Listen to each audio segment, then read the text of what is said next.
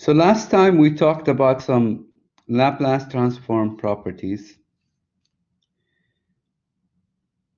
and we stopped right here at this example, which we showed that you can do it using the Laplace transform properties, or you can do it by integration by parts. Both will give you the same solution, but the properties might make it easier for you to find the answer. So the next thing I want to introduce is what's called an impulse function.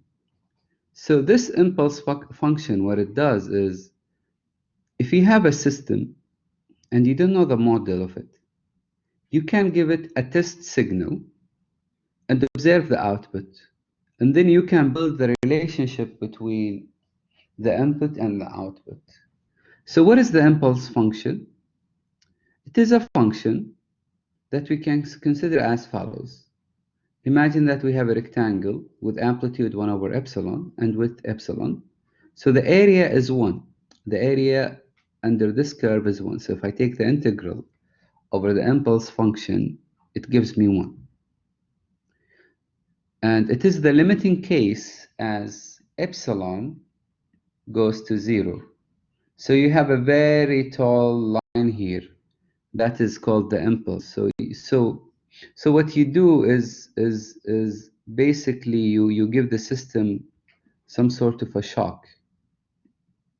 You give it a shock with a high amplitude and very short width. So with this shock, you can observe how the system behaves. So mathematically, this is what happens. So the impulse function is denoted by delta of t. So it is 0 for all the times except at time 0. So it's a shock to the system. So if I integrate from minus epsilon to epsilon, I get the area under the curve to be 1, which is the integral. The Laplace transform of the impulse function is 1. Okay? Now, here is why it's important. It has what's called the sampling property. So if I have any function and I multiply it by the impulse function shifted by c, and I take the integral, I get f of c if c is in this interval and 0 otherwise. So this tells me something. It tells me that if I have a system and I don't know the function that represents this system, I give it an impulse function, and we can get a sample of that function. And that can help us study the properties of the system and do further analysis on it. I will not discuss this further in detail in terms for the impulse function, but as we go in the course, we might use it from time to time. This is not a signal processing course, so I will not go into further details. But this is what I want you to know. It has a Laplace transform of 1. It is 0 everywhere except at time 0. And if you take the integral, it gives you 1. So the area under the curve is 1. And it can be used to sample the system. With that, and what we discussed so far, we have a summary of the properties. We said the Laplace transform is a linear operator. So if I have an A scalar and B scalar, and we have f function and g function, if we know the Laplace transform of f and g, then we can just separate it. We have the multiplication by exponent in the time domain. If I know the Laplace transform of f of t, then if the Laplace transform of f multiplied by the exponent is just a shifted version of that capital F. We also discussed the derivative. So if you have a derivative of f, then the Laplace transform, so a derivative in the time domain corresponds to multiplication by s in the frequency domain, and there is a component that corresponds to the initial condition. Similarly, an integral in the time domain corresponds to 1 over s in the frequency domain. These two expressions will be discussed later. So we have what's called the initial value theorem and the inverse value theorem. So these tell me, so if I know f of s and I want to know the initial value of the system, I can use this formula under some conditions. And if I know f of s, I can also find the final value of the system. So this can help me see if the system will converge to a certain value or not. We also had a time shift in the time domain, a shift by d. So we have to multiply by u of d to make sure that we get the exact shifted function. Gives us a multiplication by exponent in the frequency domain. So we have these properties that help us analyze a lot of systems and functions. We also have the Laplace transform table.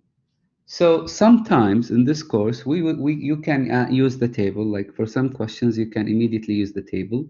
And if it's a question about the properties, then I will give you some variation of the sine or the cosine function and ask you to use the table plus the properties so that you can observe and derive the solution. Or sometimes I have to directly use the definition of the Laplace transform. So it really depends. So this Laplace transform table is handy. So we have the Laplace transform of the common functions, the impulse, the unit step, the ramp, the exponent. So you see here, this is exactly 1 multiplied by e to the power minus at, and the Laplace transform of 1 is 1 over s. So this is a shifted version of the function over s plus a.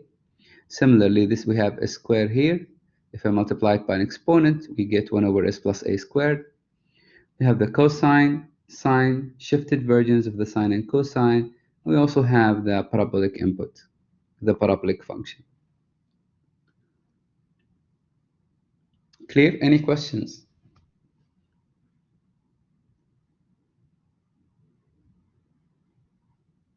Okay, if there are no questions, we can proceed. Now we have what's called the transfer function. We will use a lot of transfer functions in this course. So it is a mathematical model widely used in linear systems. It captures the relationship between the input and the output. So y is simply g multiplied by u.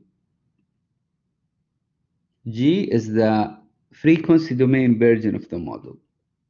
We will see that using the Laplace transform, instead of having a differential equation, I can build a relationship between the input and the output so that I can get this g.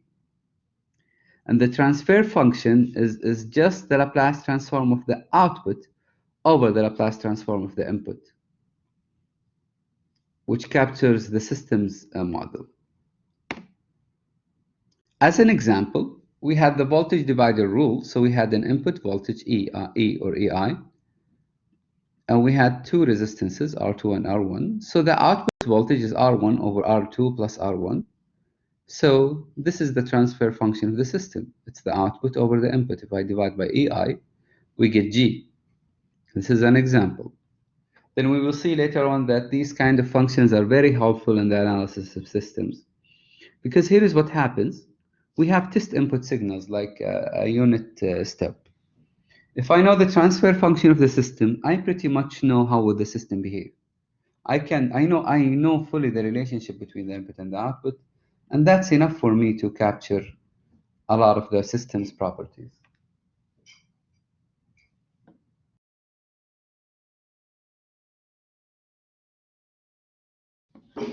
Okay.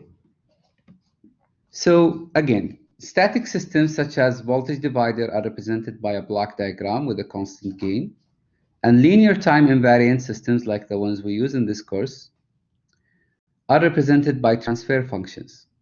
So in the time domain, if I complicate this model and have differential equations or ODEs, then I will not be able to find the transfer function in the time domain. I need to be in steady state in order to do that. However, if I do the Laplace transform of the linear time invariant system, all the systems we study here are linear time invariant, then we can still have an input-output relationship captured through just one function, which is the transfer function. So if I have an input x of t, then the Laplace transform of it is capital X of t, x of s. We have an output y of t. It has a corresponding Laplace transform y, which is equal to g multiplied by x. And then if I take y over x and the frequency domain, we get the transfer function of the system. We cannot do that in the time domain. I cannot find a function f of t and say, okay, multiply it by x of t, and then we get y of t. This is not doable, largely speaking, at least with the tools in this course. But we can, if we do the Laplace transform of everything, we can do a simple multiplication and division, and we get a transfer function describing the system's relationship. So there are some properties for the transfer functions, and I will stop here, and the next time we can discuss them. So with that, please let me stop the recording.